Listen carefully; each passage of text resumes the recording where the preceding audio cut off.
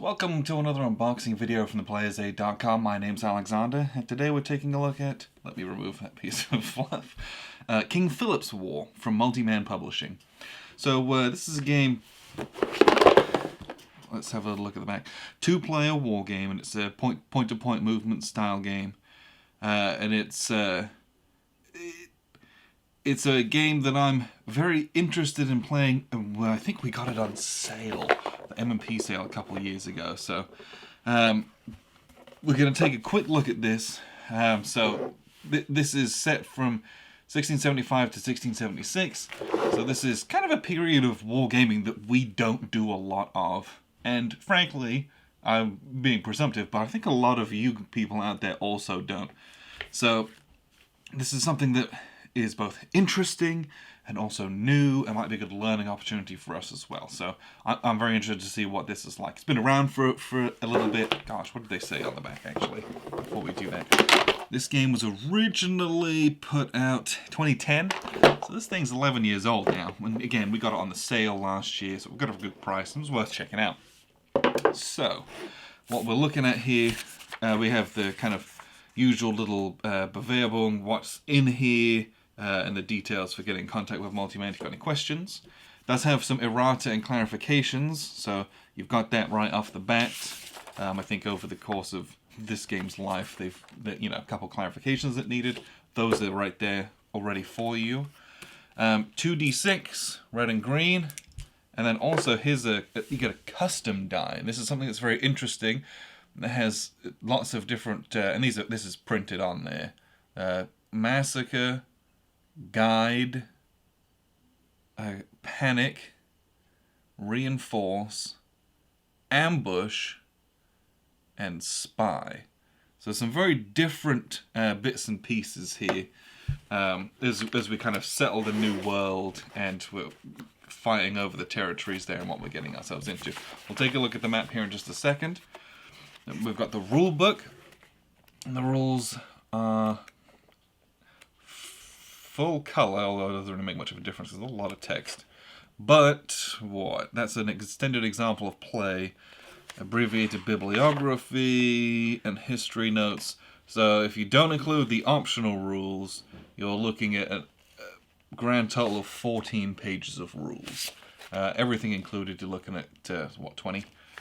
So 20 pages of rules, but it being point to point, I think a lot of that stuff's going to be reasonably intuitive, and it's then different forms of moving and ambushing and attacking between the native tribes and things like that. So,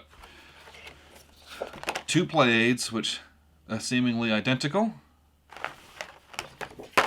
And on the back side, looks like we have a combat results table, modifiers, how to interpret this die. These are all the different die results and what they mean. And then we've got a little evasion table and interception table as well. I think it's very much what you would expect, where you'll have regular forces moving around, trying to pacify and subdue areas, and then you'll have the native forces basically trying to skirmish and scurry around and inflict damage opportunistically and things like that. So we will see. So we've got one sheet of counters in here, and it is dual-sided. But you got these are actually very nicely printed. This is on the on a white core counter sheet, kind of what you would expect. But these are a bit. These are slightly on the larger side. I wonder if does it say what they are? Are they 5/8 inches? Gosh, would it say on that little note? 5/8 inches? Nah, it doesn't really say. But these are bigger than the ones for something like SCS or BCS, where those are the real small, like,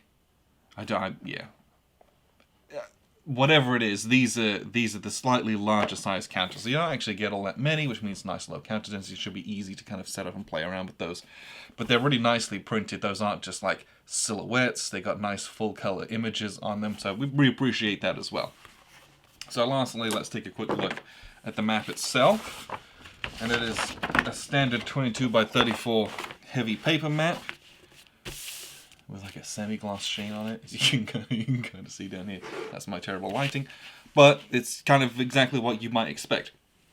So we have this point-to-point map, and you can see it's divided up by colors and regions. I don't know if you can kind of tell. We'll compare it to this color chart here for the different tribes, and those correspond to the different areas. So with the Mohawks, which are a black delineation, those are up here, these black areas here. Then we've got the Nipmucks, all these NI, these kind of pink fuchsia ones here as well. But as you can see, that it's kind of divided up into these different areas of the tribes that are here, and King Philip's waging a war against them. I don't know if it's trying to get them on side as well, but yeah, I believe they are the red forces, and it's red forces with their red areas where the land's being settled and trying to conduct warfare against the tribes that are kind of more out in the unsettled lands as far as the Westerners are concerned. So that's kind of what we're looking at from the map. Everything seems very clear and crisp, and you can see the colonies are divided up. So we've got Rhode Island, Plymouth Colony, Connecticut, Massachusetts Bay Colony as well. So you have those kind of larger colonies subdivided into these points, which also are then collected by those. So there's obviously levels of control and things that are going to go on there as well. Got ourselves a game turn track, a little map key, and a victory point track at the top as well. But that's it. Honestly, we've got a big eliminated units box, which doesn't bode well for the amount of people who aren't going to make it out of this conflict alive. But that's what you get in this box. Again, this game's 11 years old at the time of recording. We and this is, we've played a lot of kind of French and Indian war games and Revolutionary war games, but I don't know if we've really played anything that was kind of prior to that in this particular, especially at this scale, in this region as well. So I think this will be something that's very interesting, an interesting piece of history, and something that I hope game-wise gives us something that's kind of worthwhile as well. It's a John Paniski game, and he's done a lot of different games that cover this kind of topic. So I'm hoping there's a level of expertise that's gone into this, and as such, it will give us a very interesting game to play at least. So that is King Philip's War. That's what you get in the box. If you can grab it on sale, it's an extremely reasonably priced war game, and we'll let you know how this plays, because we'll get this to the table as soon as we can. So appreciate you guys tuning in. I've been Alexander from theplayersaid.com.